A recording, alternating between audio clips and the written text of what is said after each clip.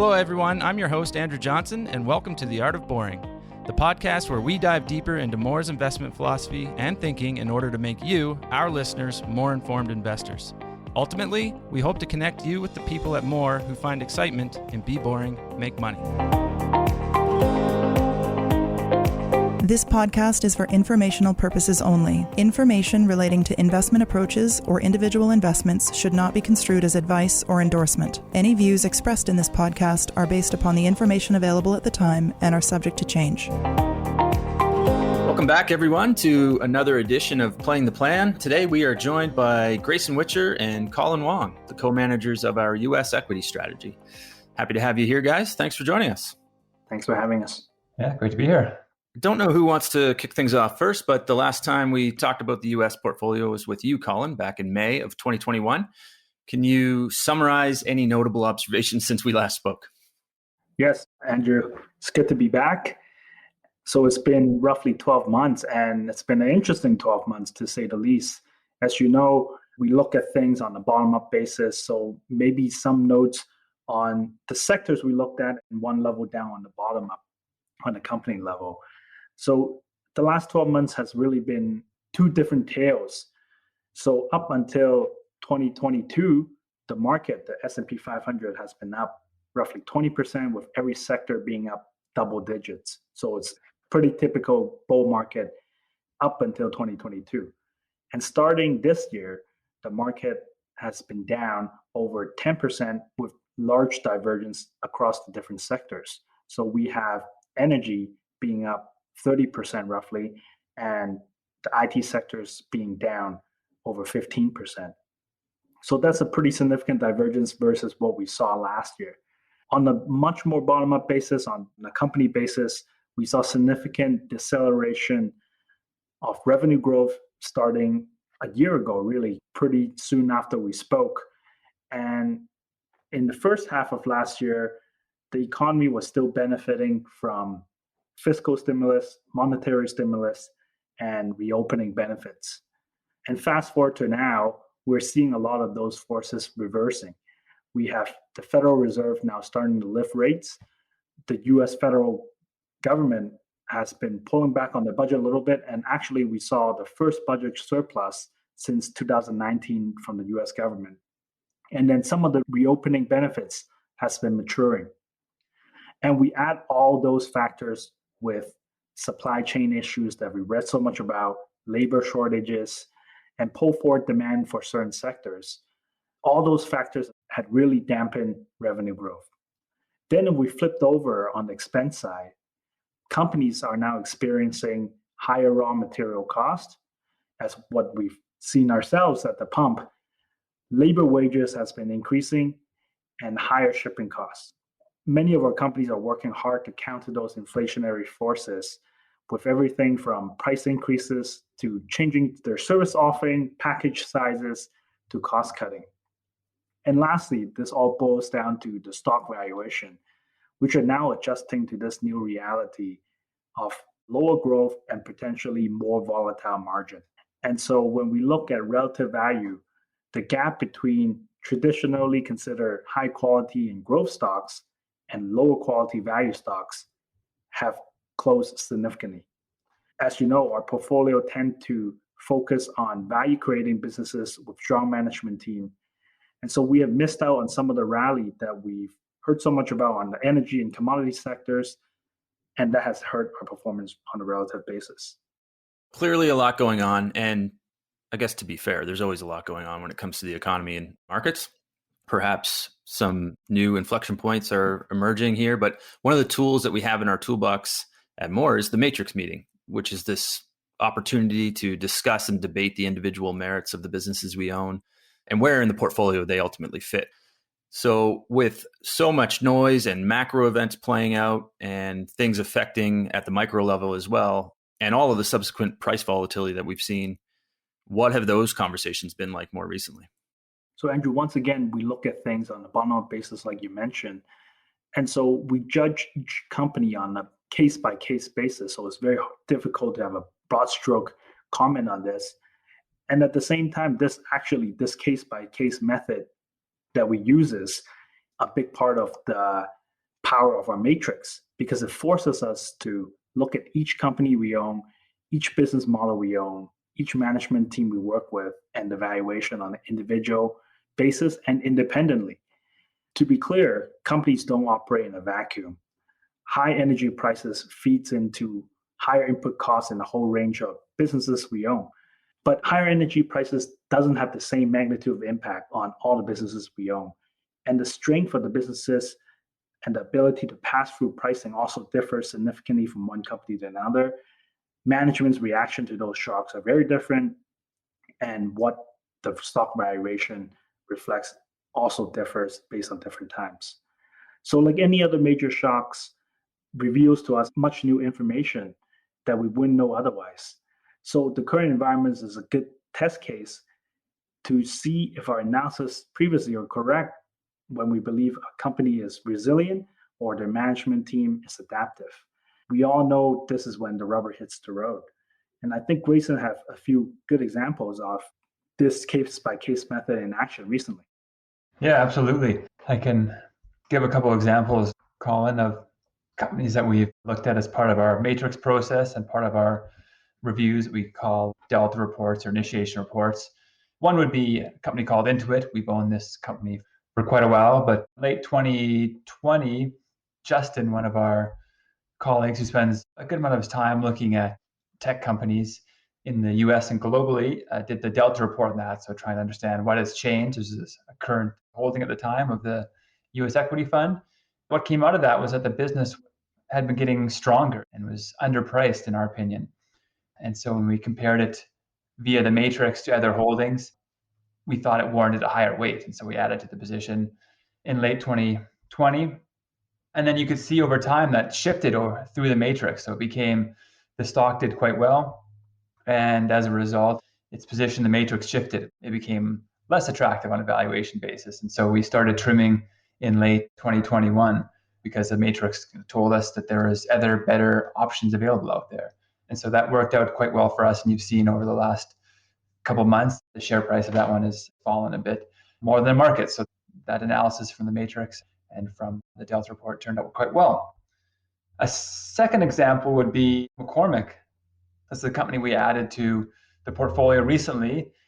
And from a matrix perspective, this is one where we decided to add to this company at the same time that we exited some other holdings like Ecolab and Ansys.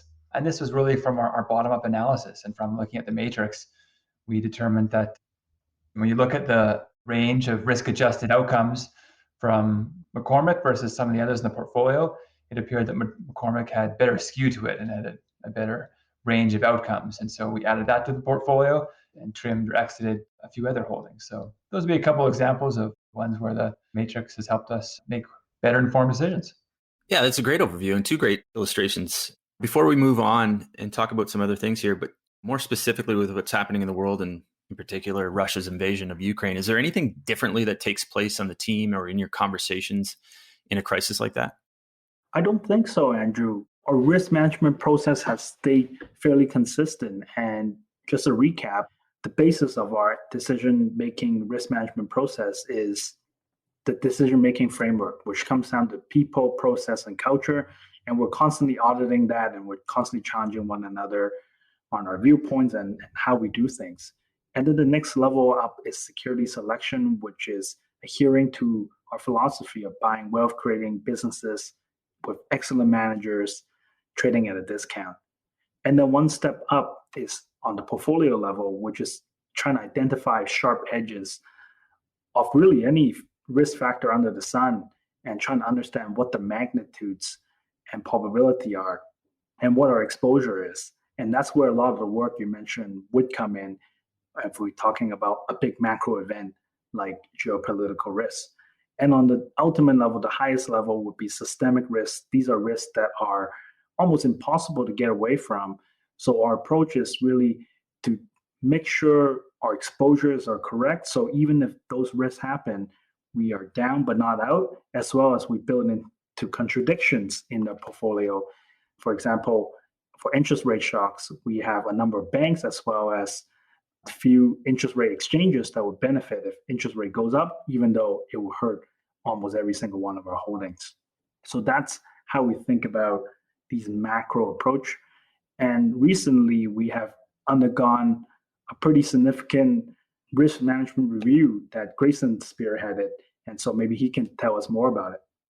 Like Colin said, we're thinking about risk and downside protection all the time. So it's not just in response to kind of big geopolitical events like this. So we did an exercise last fall where we looked at the micro risks for the portfolio. So we looked at, 30 or 40 different risks that we thought could impact the portfolio. And we looked at them for each company. On a spreadsheet across the top, we had 30 or 40 risks. And on the vertical axis, we had all the companies in the portfolio. And then we'd plot our exposure that those companies had to those risks.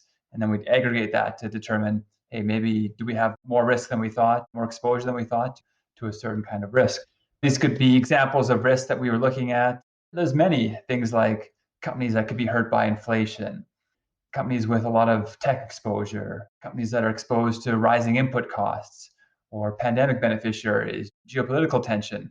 So the good news was that after looking at that, we were pretty happy that our portfolio is diversified and quite resilient. That was the good news, was that the portfolio we thought was well diversified and resilient, but we still did make some changes. So in response to that exercise, we added a little bit to some healthcare companies like United Health, which got hurt a little bit by COVID.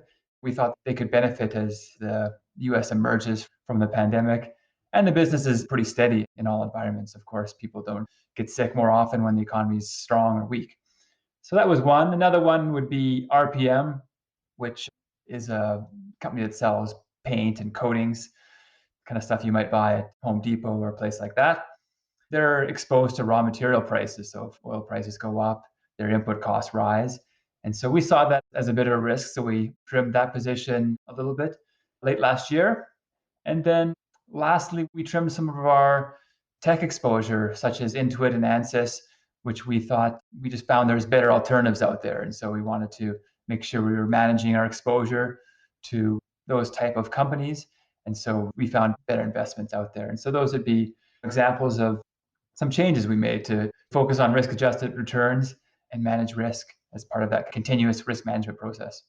Yeah, so it sounds like to me, as much as things change around us, there's obviously an importance of situational awareness for the macro environment, but also the focus remains on doing the work that needs to be done to ensure the portfolio is resilient through time. What form has some of that work taken more recently? Grayson, you already alluded to some of it, but you mentioned some Delta reports that you've done. Anything else that comes to mind? One of the things that we did relatively recently was we looked at the utility industry. And so, as you know, we have these things called reverse roadshows that we've been doing for many years now, where instead of going out and meeting with companies, traveling all over the US to meet with them kind of face to face, we'll do it at our office and just kind of more efficient process. And so our latest iteration was looking at utility companies. And we hadn't owned utility companies in the US portfolio for at least 15 years. And that was a good decision over that period, that industry had underperformed the benchmark over that period. And so that worked out quite well for us, but we thought it was worth a revisit. Reason being that the fundamentals had changed in our mind. We'd seen some things that were leading to the industry being more attractive. Some of those changes were the push into green energy. So utilities are investing in projects with attractive returns, things like solar farms, wind farms. Secondly, grid resilience. So we've all seen how with climate change, things like forest fires, hurricanes, those can impact the electrical grid in the States, and it can be pretty disastrous for people. And so a lot of these utilities are reinvesting and upgrading their grids so that they can be more resilient in these kind of situations. So that was another shift. And then you're seeing some changes like electric vehicles. And so obviously, as you shift from vehicles that are powered by gasoline to ones that are powered by electricity, that electricity has to come from somewhere and it comes through your electrical grid. So there's more of a strain on the grid. And so we saw some of these changing fundamentals as a possible reason to invest. And so that's why we dug into the industry. So what do we do? Well, we spoke with 9 different companies over a short period of time, had several meetings with sell-side analysts, and then did a bunch of in-depth research, looking at publications from the EIA or EPA, these kind of big US organizations that publish research. They have a lot of data on the utilities industry, and those were quite helpful as well. We took all that together, did a big deep dive and put a report out on that. And the result was that we invested in 2 utilities in mid 2021. And yeah, the good news is those have outperformed since then. And so over a relatively short period of time, the decisions panned out well. But yeah, we think as one of these exercises that have led to some interesting ideas in the portfolio that are, especially on a risk adjusted basis, we think these are pretty attractive new additions to the portfolio. And I can imagine when you're doing a more broad-based research approach like that, do you tap into the power of the broader research team, not just the US team? Absolutely. I mean, that's a huge benefit of having one philosophy and process. So you can think of a ton of different examples over the last many years where we've owned similar companies in different portfolios at the firm. That's a huge plus. I mean, one example I can give that has panned out pretty well and had benefited from that knowledge in the different parts of our research team was a company called Ryan Specialty. It IPO'd last year. I guess it kind of highlights both the team dynamic and a number of other factors. So one was that we knew the industry well. We've looked at the industry before. It's an insurance broker. So if you're a commercial company trying to buy insurance, you're not sure what to buy. You may be a dry cleaner or you might be a pizza restaurant or something. You're running a business. You don't really know what you need for insurance. You need to go to a broker to kind of help you out to avoid some of those risks that might come with owning a business. And so these insurance brokers help you there. So we know the industry well because we've owned several of these companies in the past, ones like Marsh, McLennan, Gallagher, Willis, and we've owned ones like Aon in the international fund. So that's where that kind of knowledge really helps on different teams. The other factor with this investment that helped was that the founder of Ryan Specialty led Aon for many, many years, was really kind of the leader of that company, the president of the company, and kind of brought it from a real smaller business to a kind of global powerhouse over many, many years. And so that relationship really helped us in a situation where we're trying to get shares in IPO and understand the business better. The CEO of Ryan, who was the CEO of Aon, was kind of well aware of our relationship with these businesses. That helped us as well. And then, of course, the reputation that the firm has garnered over the years was quite helpful in that. Investment banks that are selling these shares and the companies themselves that are trying to go public, I think are becoming more aware of Mawer's reputation as being a long-term investor and someone who's looking to own shares for 10 plus years, not trying to quickly flip shares or make a quick profit or kind of speculate over short-term news. And so companies really like that, management team really like to have those type of investors. That was another factor that really helped us get a position with this company. It's performed very well. And so I think it's overall a great kind of experience and added significant value for Mawer's clients. Well, that might be a really good segue into the last question that I had for both of you, which is just before we wrap up, are there any other examples of businesses that you can point to that in your mind showcase our philosophy or our process in action, just like you did there, Grayson? Well, I could give one more. It comes to mind. A company called McCormick. I alluded to it earlier on. Many of you are probably familiar with McCormick. They sell spices. So you go into the grocery store and you can see one of the aisles has a bunch of different spices. And so we've been following this business for many, many years. Actually, I remember the US team did a report on McCormick probably 15 years ago. We didn't end up buying it at that point in time, but we did do a report on it. And then I was looking through M42, which is our proprietary database where we keep notes on management meetings, on news, on interactions with companies, scuttlebutt, things like that. And I can see here that we spoke with management 7 years ago as well. And so, yeah, you can see we've had many interactions over the past number of years. What we like about this business is they've got a strong management team, in our opinion. It's an attractive area of the food industry. So they benefit from this trend of people shifting towards healthier living or healthier eating. And so when you think about some packaged food companies that are selling more processed food or more sugary food, that would not be the case with McCormick. McCormick's selling kind of spices. And a lot of times if you're cooking some fresh food at home, or you've bought some meat or vegetables or whatever it is, you're going to add some spices to it. And so they benefit from that kind of health theme. As well, we see there being an attractive upside in that they are shifting more into the flavors business. We know the flavors business fairly well because we, in the past, had invested in a number of flavors companies, one in the US being International Flavors and Fragrances. And Andrew, as you know, we've also in other funds looked at and invested in those peers, specifically the European companies in the flavors business.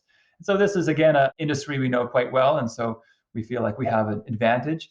When we saw that McCormick was moving a little bit more into the flavors business, we thought that was an attractive area of upside that wasn't quite being priced in by the market. One of the reasons this is attractive is you see themes like more natural flavors versus artificial flavors. And so that is a benefit for flavors companies because you can charge higher prices for them. Or you see more plant-based food, for example. So if you see kind of plant-based burgers and foods like that, and you're seeing more in different restaurants or even in kind of fast food chains, those tend to have more flavors in them as well. And so there's some nice themes behind that business. And there's attractive downside protection in times like these. Andrew, you mentioned the volatility in the markets these days. And so we really like companies like McCormick where we believe there's some upside potential and growth, but that's also balanced with some downside protection where in kind of rocky times, the business still continues to do well because people keep eating. And in many cases, they may eat out less and eat at their house more. And so you might want to buy more flavors because you're cooking more food on your own. So that's another example of one that we came across and invested in recently where we thought the business was attractive on a risk-adjusted return. Yeah, that's a great example. And in the name of due diligence, do you have a favorite spice that McCormick makes? Oh, of course. I'm a big cinnamon fan. I like having breakfast in the morning with the kids. A little bit of cinnamon raisin toast is one of my favorites. I think they do a great job at their cinnamon. It's delicious. Sounds good. All right. Well, that's a great spot to wrap things up. Thanks to both of you for joining the podcast once again.